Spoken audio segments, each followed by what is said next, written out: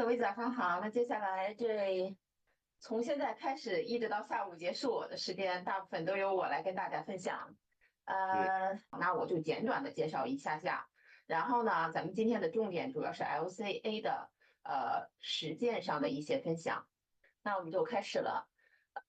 我们机构叫瑞典环科院，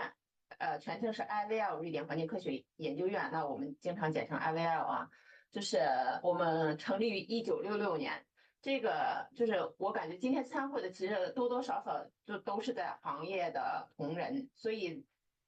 其实很想问大家知道不知道，就是世界上哪个国家的这种官方的环保机构成立比较早？那是其实瑞典环保署啊，这个瑞典环保署成立于67年，所以我们经常非常自豪的说我们比环保署还早成立一年。那为什么强调这个早成立一年呢？就是因为这也是一个背后非常一个小故事啊，就是原因在于瑞典环保署要成立了，因为瑞典面临着水大气的一些问题，但是那它只成立了没有一个技术支撑团队是不行的，所以在这个背景下，我们 IVL 成立了。那我们前期主要是给瑞典环保署提供这种技术支撑，随着发展，因为我们介入的角色也越来多，我们可能负责瑞典的这种新型污染物的筛选、大气数据库的管理等等。为了保证这种公平公正然后数据的准确等等方面原因，我们进行了改制成了现在我们通过一个基金会，政府控股50%，企业控股50%这么一个模式来运营。我们就是我们的愿景啊，说就是非常的宏伟，就是把这个促进这个社会的向可持续发展的转变，把一些现行的这种流程变成循环经济。这是我们 IVL 的一个简介。那我们 IVL 其实总部是在瑞典，我们在瑞典斯德哥尔摩有办公室，可以说我们的总部吧。然后我们在哥德堡，我们在马尔默也有分部。那我们在中国、印度然后其他国家都有这种分支机构。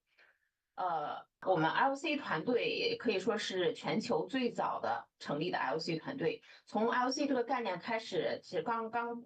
出来之后，我们基本上就组这样的团队。所以我们在这个 LC 这块工作的时间是非常久的。我们除了就是把这种 LC 应用到咨询当中，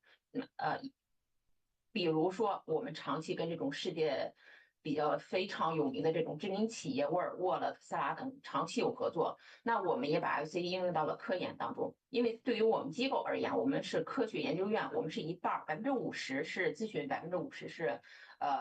科研的这么一个划分情况。那除此之外，我们 IVL 在 LC 这块的另外一大工作吧，就是参与了这种国际上的 ISO 标准的制定，来促进 LC 这种方法越来的越健全。